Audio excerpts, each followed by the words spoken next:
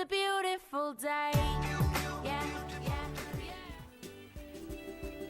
Good morning and welcome to First Christian Church. We have just a few announcements to share with you today.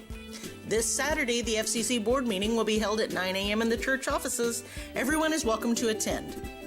Plans are already underway for this year's Vacation Bible School. Mark your calendars for July 16th through the 20th. We need lots of volunteers. There's a sign-up sheet in the foyer. Don't forget to spread the word. We're enrolling for the 2017-18 preschool year. Applications can be downloaded from the church website or can be picked up in the church office or childcare ministry. Forever Young will meet on Monday, June 12th. This is our seniors ministry for those 55 and up. A pitch-in dinner begins at 6 p.m. with a program immediately following. Everyone is welcome. FCC has a terrific opportunity to reach out to those in our community who attend the Jennings County Fair the first week of July. We would love to have your help at the First Christian Church Fair booth. Please sign up in the foyer to volunteer for a shift. We've had a great start with our Summers Rock Elementary Care Program. We have over 60 children enrolled. This ministry provides care from 5:30 in the morning to 5:30 in the afternoon for children of working families in our community. Please pray for this ministry, its staff, and the children in their care for a safe and fulfilling summer. There are more announcements in your bulletin. And don't forget that we keep our church website, Facebook page, and Twitter filled with the latest and greatest happenings here at First Christian Church. That's it for our announcements. Have a great week.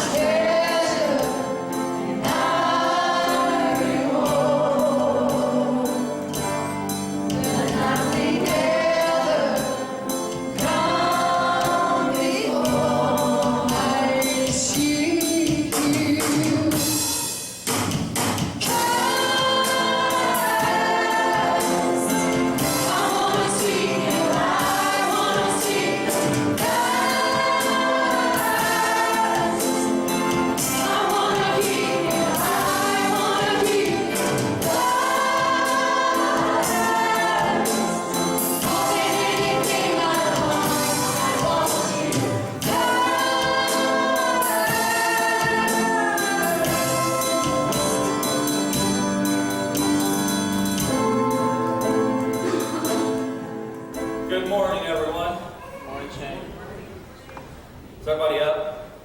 Yeah. Okay.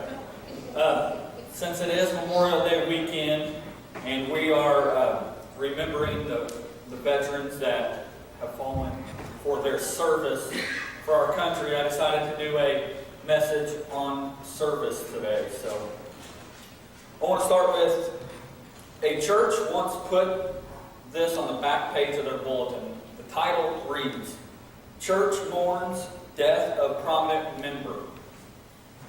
And it goes on to say, the church was saddened this past week to learn the death of one of its most prominent members, someone else. Someone's passing created a vacancy that will be difficult to follow. Someone else has been with us for so many years. Someone else did far more than a normal person share of work. Whenever there was a job to do, a class to teach, or a meeting to attend, one name was on everyone's list. Let someone else do it. It was common knowledge that someone else was among the most generous givers. Whenever there was a financial need, everyone just assumed someone else would take care of it. Someone else was such a wonderful person, sometimes appearing to be superhuman. But a person can only do so much. Truth be told, everyone expected too much of someone else. Now someone else is gone. We wonder what we are going to do. Someone else left a wonderful example to follow. But who is going to do the things someone else did? We've all heard the saying that in the typical church, 90% of the work is done by 10% of the people. You know, I don't like that stat because I don't want, and I don't think that this church is that way. But my main goal is so that we aren't that way. I was talking to a guy who explained his frustrations in not being able to get any help in the nursery. Their congregation was made up of primarily retired individuals, and when they were asked to help, they complained, and the reason was, I've done my share of work in this congregation. Get someone else to do it. See, there's many reasons why people don't want to serve, don't want to help in the church, and I'm only going to name a couple. One I've kind of already talked about. It's because they feel like they've done enough for the church, and now it's their time to sit back and enjoy it. When I think of that, I think of when Jesus came down. He did enough. He washed his disciples' feet. He came here to serve. He healed the blind. He did all these miracles. You know, at the time when it was time for him to die on the cross, he could have said, "Father, I'm done. Can you please let somebody else do it?" But he didn't, because it wasn't enough. He had to go through that. The second one is sometimes the congregation believes that it's the staff's job to do it, and that they love ministry so much that they don't want to share. Which our staff does love ministry, but they would accept help in any way possible. See, like I said, there's many reasons why people don't get involved and serve. But I believe the main reason people don't do ministry or people don't serve in the church today is because they don't understand how critical and how important their service is to the church, and more importantly, to Jesus Christ. I want to go over the Apostle Paul and show you what he did. See, Paul is perhaps one of the best known apostles. In the New Testament, Paul's name is mentioned more often than anybody else except Jesus. That may have a lot to do with that he wrote nearly half of the New Testament himself. But he was instrumental in forming much of the thinking and theology in the early church. In fact, Paul's influence was so powerful in the early church that to this day, Jewish religious leaders literally hate the Apostle Paul. There's many religious leaders in Judaism that dismiss Jesus as a deluded and uneducated country preacher who was later misinterpreted by his followers. You see, they can forgive Jesus. But Paul, they despise him. Paul had been a Pharisee. He was a student. And he was an early persecutor of the church. These religious leaders believed that if it had not been for Paul, the church would not have become as strong and influential as it has. All of this leads to believe that Paul literally turned the world upside down by himself. But he didn't. I'm going to have Matt here in a second play an audio of Colossians chapter 4, verse 7 through 18. And I'm going to have him play this audio because there's a lot of places and a lot of names that I can't pronounce. If you would, if you have a Bible, because it's easier to follow along. It's Colossians, like I said, Colossians 4, 7 through 18. If you would, Matt, go ahead and play that for me, please. Tychicus will tell you all the news about me. He is a dear brother, a faithful minister and fellow servant in the Lord. I am sending him to you for the express purpose that you may know about our circumstances, and that he may encourage your hearts. He is coming with Onesimus, our faithful and dear brother, who is one of you. They will tell you everything that is happening here. My fellow prisoner Aristarchus sends you his greetings, as does Mark, the cousin of Barnabas. You have received instructions about him. If he comes to you, welcome him. Jesus, who is called Justus, also sends greetings. These are the only Jews among my co-workers for the kingdom of God, and they have proved a comfort to me. Epaphras, who is one of you and a servant of Christ Jesus, sends greetings. He is always wrestling in prayer for you, that you may stand firm in all the will of God, mature and fully assured. I vouch for him that he is working hard for you, and for those in Laodicea and Hierapolis. Our dear friend Luke, the doctor, and Demas send greetings. Give my greetings to the brothers and sisters of Laodicea, and to Nympha and the church in her house. After this letter has been read to you, see that it is also read in the church of the Laodiceans, and that you in turn read the letter from Laodicea. Tell Archippus, see to it that you complete the ministry you have received in the Lord. I, Paul, write this greeting in my own hand. Remember my chains. Grace be with you. All right, we've talked a lot about Paul and what he did to make an impact on the early church. But if we look at these verses, it shows that he wasn't alone and that he had people do work for him as well. So what I did is I went through each of those associates of Paul, and I wanted to know what they did with him and how they were associated with him. So Tychicus was the first one mentioned, and he was with Paul on part of his missionary journeys and was a regular letter carrier for Paul. Archippus traveled regularly with Paul and was with him when Paul was mobbed when he was shipwrecked in the Mediterranean, and he was also later imprisoned alongside Paul.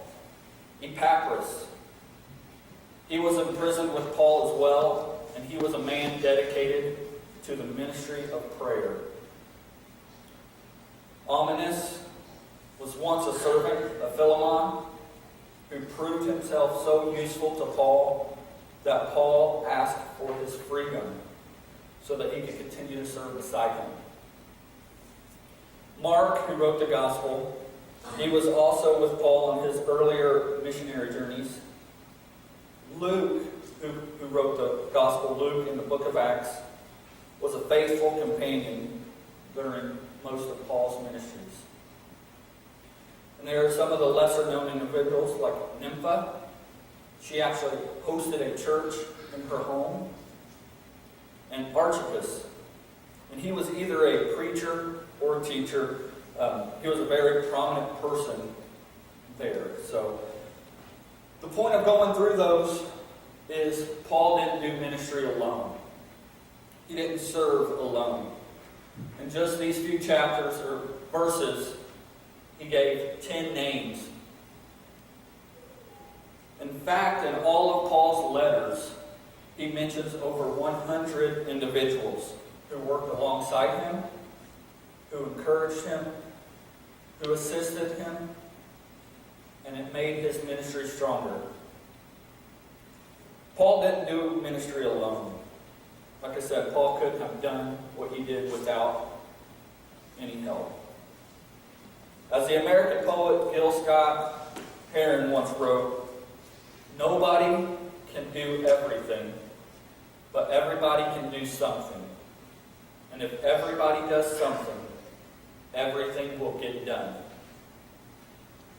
That's why I believe God listed so many of Paul's companions in the New Testament. But I also believe that there's a bigger reason why he did that as well. I believe God deliberately listed so many of Paul's co-workers in the Bible because he wanted to tell us that we are a ministry of all believers. And that he counts the labors of every member as important and critical to the success of his church. So my month for communion is next month. As I am preparing for that, I ran across a very good meditation that proves a point. And it's from John Ridgell. It's in Luke chapter 2, verses 10 through 13, and this is what it reads. It says, "Listen," he said to them, "when you've entered the city, a man carrying a water jug will meet you. Follow him into the house he enters. Tell the owner of the house, 'The teacher asks you, where is the guest room where I can eat the Passover with my disciples?' Then he will show you a large, furnished room upstairs. Make the preparations there." So they went and found it just as he told them, and they prepared the Passover. See, why did God take the time to tell us about a man who had the upper room fully furnished for Jesus and his disciples? Why would he tell us of a man whose name is never even mentioned in the Bible? Because even this mysterious, unnamed man performed an important service for Jesus. Even though we may never know his name or who he was, God does. And because of this man's faithful service to Jesus, the most important meal in the entire Bible happened just the way it was supposed to happen. So also, the labor of every Christian in the church is important to Jesus and very critical to the success of his mission. What I'm about to say, this next statement, is probably the main point and what I want you to take away from this. And if we're going to do church the way Jesus needs it to be done, we need to find a way to do ministry and serve in the church. Let me say that one more time. If we are going to do church the way Jesus needs it to be done, it is vital that many of us find a way to do ministry and serve in the church. I want to stress to you that your ministry for Jesus is crucial.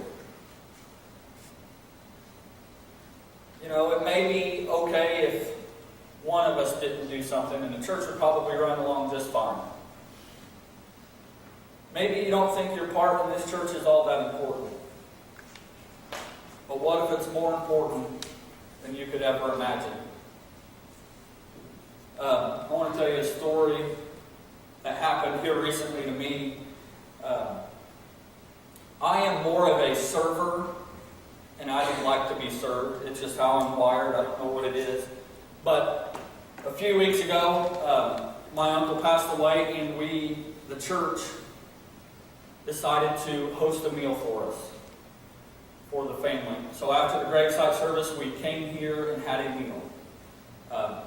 It's kind of nice to not have to worry about anything. You just come in, enjoy yourself, enjoy family, and have a great meal. But what I'm saying is, it was just a meal. Not that big of a thing to do, but I will tell you what, it impacted me and impacted my family. It showed that we care. It shows that we have God's love here in this church. So, again, your service is very important. I want to share with you one final story that comes out of World War II.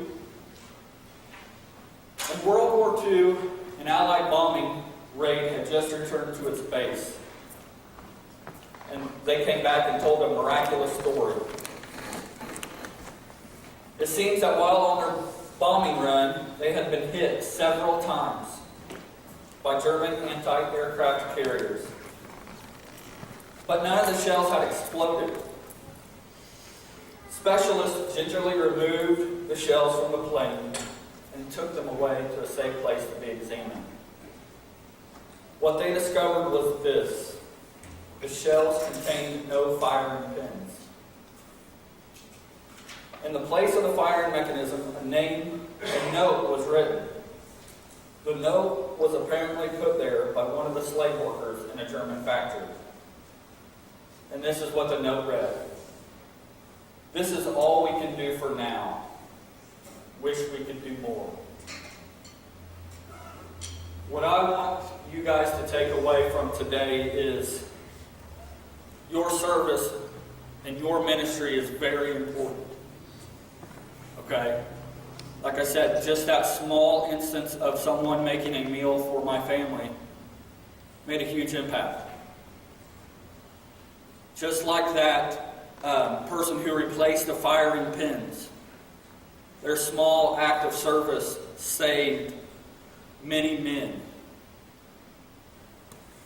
Maybe your act of service, maybe your ministry has that power, has that chance to save lives as well. I want to finish off here with a verse from a psalm, and it reads, "If not us, then who? If not me and you? Right now it's time for us to do something. If not now, then when? We will see an end to all this pain. Oh, it's not enough to do nothing. It's time for us to do something." So I want you guys to take that home today. Do something for the Lord. Right now is going to be our time of invitation. And if you're in a time of need of prayer, prayer works. Prayer is good. So if you have something, please come forward. I would love the chance to pray with you. Or you can just stay where you are if that's more comfortable to you. Also, if you want to take today to be born again and become a Christian, I would encourage you to do that as well. It will be the best decision of your life. So if you have that urge and the Holy Spirit tugging at your heart, please come forward and we can take care of that today as well. So if you would, please stand for this time of invitation.